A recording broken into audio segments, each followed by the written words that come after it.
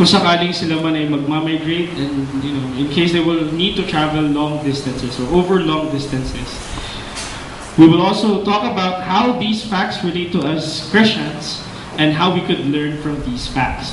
So for this morning mga kapatid, may matututunan tayong mga bago and makikita natin yung relation ng mga matututunan natin, mga things na matututunan natin from these animals, kung paano natin to marirelate sa ating buhay as Christians.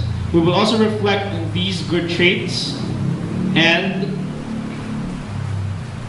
we should be able to apply these traits in our lives as Christians and as a congregation. Actually, mga kapatid, ang message ko for this morning is condensed from an article which was published by Mr. Robert McNeish.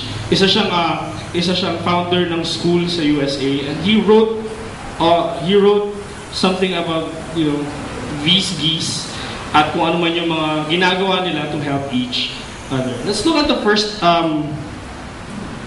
part of my message, mga kapatid. So, when these birds migrate, mga kapatid, what they do is they find ways kung paano sila makakatipid ng energy. And God really gave this animal a very good sense of responsibility. Point number 1, geese practice synergy. Synergy, mga kapatid, it's defined as something that that one cannot achieve by himself, or a product of working together to get something that could not be accomplished by one. So, ibig sabihin, there are some things that these geese do na hindi kaya ng isang goose lang. What are these things, mga kapatid? Let's look at it. So, sa isang flight or sa isang flock ng geese, mga kapatid, usually if they would travel 1,000 miles across continents or even across islands, as each goose flaps its wings, it creates an uplift for the birds that follow. So yung mga nakikita nating mga kapatid, mga formation ng mga ibon na nagmamigrate, hindi yun gawa lang nila, or hindi lang to by accident, or it's not a product of each bird wanting to fly, just wanting to migrate. Merong specific formation to, mga kapatid. Minsan pa nga they create this V formation. Diba? I'm sure you've seen that some point in your life. So as each goose flaps its wings, it creates an uplift for the birds that follow. So itong uplift na to, mga kapatid, yung kasunod na ibon, dun tinitake advantage na yun para mas mabilis or mas madali ang magiging paglipad niya. Next fact, mga kapatid. By flying in a V formation, the whole flock adds 71% greater flying range than if each bird flew alone. So, yung V formation na ginagawa ng mga goose na ito, ng mga geese na ito, mga kapatid, it adds 71% greater flying range. So, ibig sabihin, mas malaki ang cover, mas malaki ang natitipid nilang energy. And we're not talking about distances na 2 kilometers, 3 kilometers lang, but thousands of kilometers, mga kapatid, over long distances. Now, what can we learn about these facts? So people or brethren who share a common direction and sense of community can get where they are going quicker and easier because they are traveling on the thrust of one another. So as a congregation, mga kapatid, if we are traveling on a common direction and with a sense of community, all our goals, all our plans can easily be achieved than kung isa lang yung magtatrabaho. Because we are traveling on the thrust of one another. See?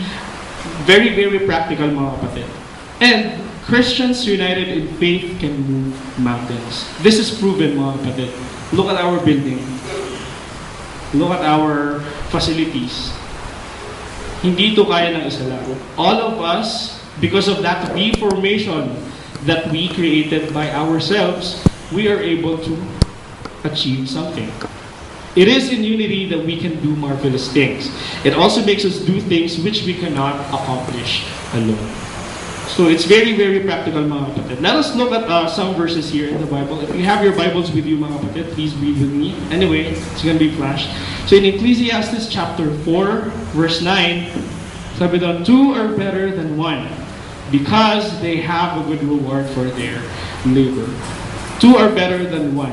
This is a very, very common saying, mga kapatid. And in Matthew chapter 10, verses 1 to 42, and in Luke chapter 9, verses 1 to 6, sabi doon, and he called the 12 to himself. These verses, mga kapatid, it talks about dun sa sending of the 12. And he called the 12 to himself and began to send them out two by two, not one by one, and gave them power over unclean spirits. So even God, mga kapatid, He recognizes the power of working together. Now, it kind of relates to our next point, mga kapatid, that Geese benefit from mutual edification. So, mutual edification. So, meaning, one will benefit from the other one, and the other one will benefit from the other. Let's look at some facts, mga kapatid. So, how do Geese benefit from each other? So sa formation, mga kapatid, habang lumilipad sila, when a goose falls out of formation, it suddenly feels the drag and resistance of flying alone. So nasabi natin kanina na mas madali para sa mga geese ang lumipad kapag sila ay naka-formation. It gives them what? More strength. It makes them spend less energy. So when a goose falls out of that formation, mga kapatid, suddenly, mahihirapan siya. It's either bababa yung elevation niya or mahuhuli siya sa formation. It quickly, or what that goose will do, is that it will quickly move back into formation to take advantage of the lifting power of the bird immediately in front of it. So what can we learn about these facts, mga kapatid? The lesson is, if we have as much sense as a goose, we should stay in formation with those headed where we want to. Now let's ask ourselves, mga kapatid, where are we heading to? These birds, they have their mission. They have a destination. Now let's compare ourselves to those animals. What is our direction? Do we have a common direction? What is our destination? Do we want to go down there or do we want to go up there? Now, if we will apply the things that these birds do, mga kapatid, we should stay in formation with those headed where we want to. And we are talking about the rest of the flock, which is our brethren. We should stay in formation, mga kapatid. Never drift back. Because like a bird na nawala sa formation, you will suddenly feel the resistance, the drag, yung hirap ng paglipad, yung hirap ng pag-travel, compared to if you are with the formation. So this is a gentle reminder for everyone that we should stay in formation with the congregation or with our brethren. We should be willing to accept their help and give our help to others as well. That's the main purpose why we are all here, mga kapatid. We are here to edify each other. We are here to help each other. It's true that strong Christians appreciate the value of mutual edification. Let's read in Hebrews chapter 3, verses 12 to 14. Sabi dito, mga kapatid, beware, brethren, lest there be any of you an evil heart of unbelief and departing from the living God. But exhort one another daily, while it is called today, lest any of you be hardened through the deceitfulness of sin. For we have become partakers of Christ if we hold the beginning of our confidence steadfast to the end. So mga kapatid, every time we are feeling down, or every time we feel na parang we are left out, probably it's the time to check if we are still with the formation. Right? Let's try to check ourselves if we are still keeping up with the flight. If one day you wake up with a heavy heart, if one day you feel na there's something in me that resists me from doing good things, or there's something in me that resists me from, or parang I'm dragging myself para gumawa ng mabuti, probably nawawala na tayo sa formation. So it is very important for us to check, or it is very important for us to keep up with the formation. Mutual edification, mga kapatid, it occurs within the context of a local church. Here in Lagro, mga kapatid, for example. Let's look at some of these terms, mga kapatid. So, if a flock of geese is in flight, yung nasa hangin, ang tawag dun sa group na yun ay skein. S-K-E-I-N. At kung, if we're talking about geese na nasa lupa and feeding or breeding, ang tawag dun ay gaggle. So yung mutual edification, mga kapatid, not only happens for geese, not only happens if they are in flight, but also happens if they are on the ground. There's safety in numbers, ika nga, sabi ng mga geese. Same thing with us Christians, mga kapatid. A flock of Christians is called the church. And mutual edification happens in the church. Point number 3, mga kapatid, geese share the burden. Geese, they do not live a happy life. They do not live an easy life. Napakaraming mga predators ng geese, mga kapatid. Imagine, duck meat, goose meat, napakasarap niyan, mga kapatid. Now, it's not only people who are on the hunt for geese, but also other animals as well. And in line with this, they have this tendency to share, or they have this instinct to share their burden. Let's look at some facts, mga kapatid. So sa isang formation, sa isang skein, merong tinatawag na lead goose. At itong lead goose na to, siya yung nagbibigay ng uplift sa susunod na ibon, sa katabi niya. At yung dalawa niya kasunod, yun yung nagbibigay ng uplift, ng power, ng ease sa paglipad sa mga susunod pang ibon, and so on and so forth. So, kung iisipin ninyo, mga kapatid, yung lead goose, wala siyang pinagkukunan ng uplifting power. He's flying all by himself.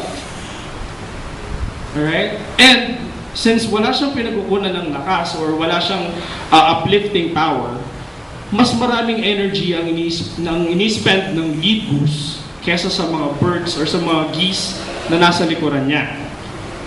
Now, when that lead goose tires, pag napagod na yung ibon na yun, what that bird will do is that it will rotate back to the formation para makatake advantage naman siya ng uplifting power. And so, makakapagpahinga siya and he will spend less energy. And what will happen is that another goose will fly into that position and will replace the lead goose. Same thing, mga kapatid, sa pace lining and bicycle. Kung mapapansin niyo yung mga bicycle, ay mga cyclists na nag-travel over long distances, ganun din yung principle na nag-a-apply. So, what can we learn with this behavior, mga kapatid? Now we're talking about leadership. Here in the church, mga kapatid, it really pays to take turns doing the hard tasks and sharing leadership. What if all Sundays ng taon, you only heard from one preacher? What if all Sundays ng taon, you only heard from one song leader? What if all Sundays of the year, you only heard from one Bible study teacher? What will happen to that person, mga kapatid, if that person gets tired? What if that person spends all of his energy, right? And what if we do not replace, or what if someone does not replace the position of that person? So ganun din, mga kapatid, all of us should benefit from each other or should help each other. It pays to take turns doing the hard tasks and sharing leadership. Leading the church, mga kapatid, is not easy. Our preachers can attest to that. Our teachers can attest to that. But it may be hard. But it's something that can be learned and mastered. It may be difficult for you to song lead if it's your first time, but it's not something that you cannot learn and perfect over time. It may be difficult for you to teach lessons during Bible studies or teach lessons during in your ladies class or in your teaching children, or children's class. But again, it's not something that you should do alone, or it's not something that you can't really master or perfect. As with Geese, mga kapatid, people are interdependent on each other's skills, capabilities, and unique arrangements of gifts, talents, or resources. So, going back to the saying, mga kapatid, all of us have our own talents. Each of us should have our own share of work in the church. It's not at all time that this brother would do all the hard work out there. It's not at all time that this brother would teach songs now and then, or it's not at all time that this sister or this sister would teach children all the time. Let us all share responsibilities. As members of the body of Christ, mga kapatid, we are to do our part. Let's read in Ephesians chapter 4, verse 16. Sabi dito, from whom the whole body, joined and knit together by what every joint supplies, according to the effective working by which every part does its share, causes growth of the body for the edifying of itself in love. So we are all part of the body, mga kapatid. And it's not at all time na yung isang paa lang ang naglalakad. Kailangan dalawang paa ang naglalakad while the brain is working, while your stomach is digesting digesting the food that you ate for breakfast, while your blood is transporting the nutrients throughout your body. So lahat dapat nagpo-function, mga kapatid. Too often, may mga brother na they burn out because other brethren won't help out. Now let's take this opportunity, mga kapatid, to check. How about me? What have I done so far? How far did I go in helping the church? How far did I go in helping my brother? How far did I go in extending my help to this needy brother or to this needy sister? How far did I go in serving God? How far did I go in fulfilling my responsibilities? So let's take this opportunity, mga kapatid, to reflect on ourselves, to do a self-assessment today, and see what needs to be worked on and what needs to be improved on. Let's look at point number 4, mga kapatid. Now, sinabi natin kanina na in a formation, in a scheme, there is a lead goose. And again, this lead goose is actually sacrificing a lot. So this goose is spending more energy than other geese at his back. Now, it doesn't mean na walang ginagawa yung mga ibang geese na nasa likuran or those geese that are following. Let's look at some facts, mga kapatid. So the geese flying in formation honk to encourage those up front to keep up their speed. So take note that these geese do not quack kasi mga ducks yun. So they honk. So the geese flying in formation honk to encourage those up front. So those who are at the back, mga kapatid, yung mga nasa hulihan, what they do is they honk periodically. And what does that honking do? I don't think it's a sign of it's an indication that these geese are complaining because they are already tired or maybe they are going the wrong way. These geese, mga kapatid, are honking. They are making noises to encourage those that are in the front, to encourage those geese to continue flying, to continue helping those who are at the back. Now, what can we learn from these facts, mga kapatid? Let's see. As Christians, mga kapatid, we can also honk, pero not literally honk. But we can encourage those who are in front of us. We need to make sure that honking is encouraging. In groups where there is encouragement, the production is much greater. So, this is a very perfect example, mga kapatid.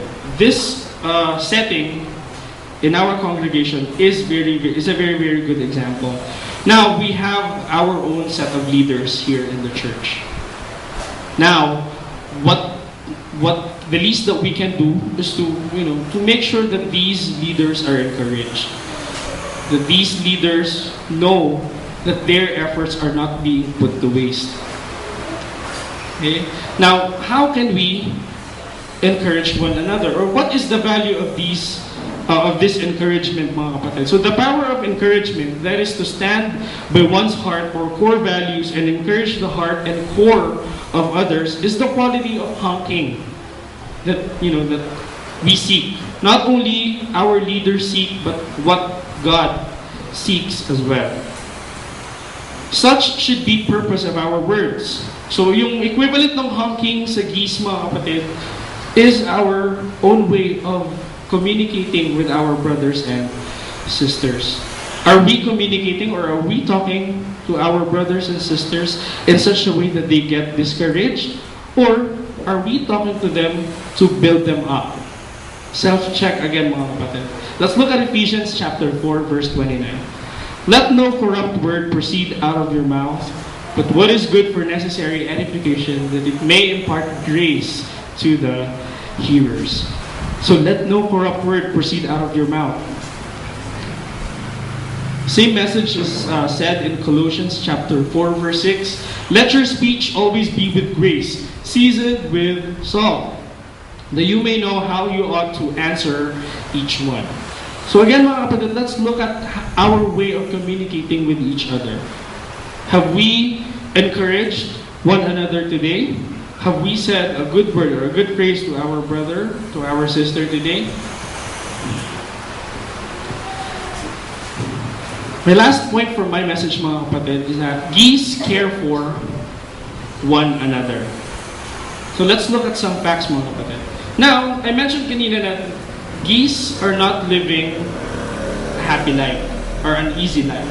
Geese are not living an easy life. A lot of predators, a lot of other animals are on the hunt for these geese. Not only other animals, but man as well. Now, there's this hobby in the USA, mga kapatid, na parang what they will do is that this group of people will go out sa woods or sa mga lupain kung saan naglalagi yung mga geese. At what they do is that they shoot down these birds. They hunt these birds. Now, in a formation, when a goose gets sick, wounded, or shot down, two geese drop out of formation and follow it down to help and protect it. Until now, mga kapatid, it's not yet understood kung ginagawa ba ito ng mga geese because they have this parang innate care for each other or probably parang instinct na lang din.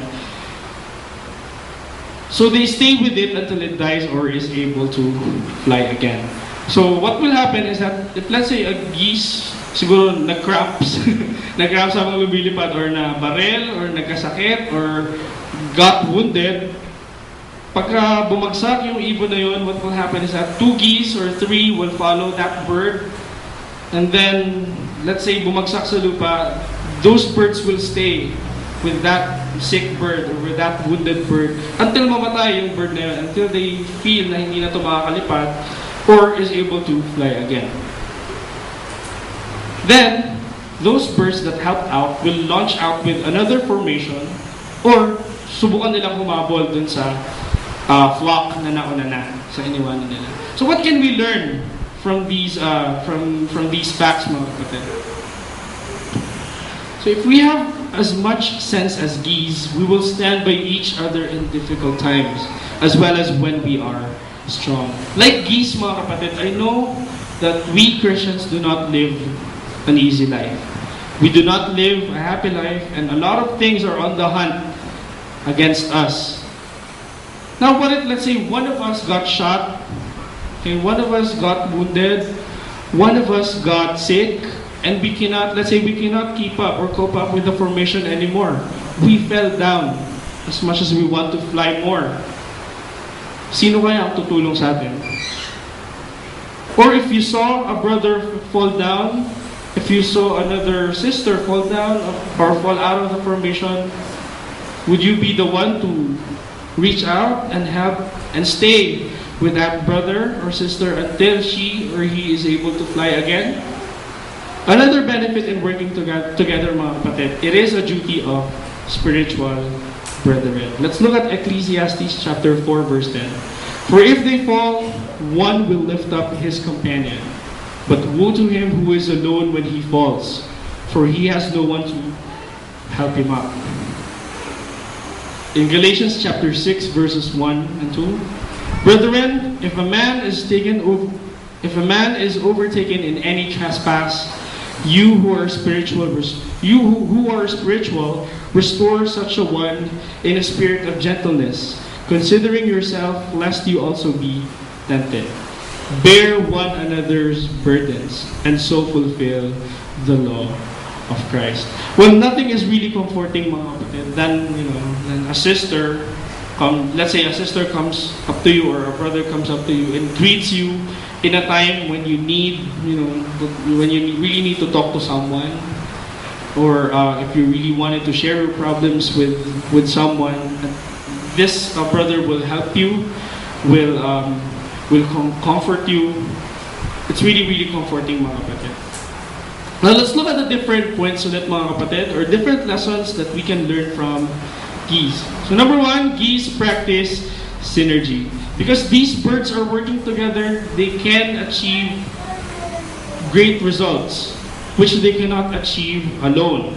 Same thing with us, mga kapatid. Let us all work in synergy. Let us all agree to a common direction, and let us expect for good results as well. Geese benefit from mutual edification. So let us also, benefit from mutual edification din, mga kapatid. Help one another, encourage one another. Geese share the burden. Let us also be proactive in helping our brethren. Be proactive in sharing whatever you can share. Geese encourage those who lead. So pay attention, mga kapatid, on how we communicate to our brethren. Make sure, or let us all make sure that our words are well seasoned with salt. Let's make sure that our words are encouraging and uplifting. And lastly, Geese care for one another. Let us all care for one another, mga kapatid. Pay attention to those who are falling away. Let us try to help them until they're able to, come up with or cope up with the flock. Let's try to reflect on these points, mga kapatid. So by instinct, God gave geese the wisdom to succeed in their flight and migration. Although there are challenges along the way, most of the time, mga kapatid, these birds, when they migrate, they survive, they succeed. It's because of that it's because of that instinct that God has given them. Same thing with us, mga kapatid. By His word, by God's word, and by His creation, God gives us wisdom to succeed in our spiritual journey. All of us are like geese in flight. We may encounter difficulties along the way. We may encounter challenges along the way. But through God's word and through His love for us, we will succeed in our spiritual journey.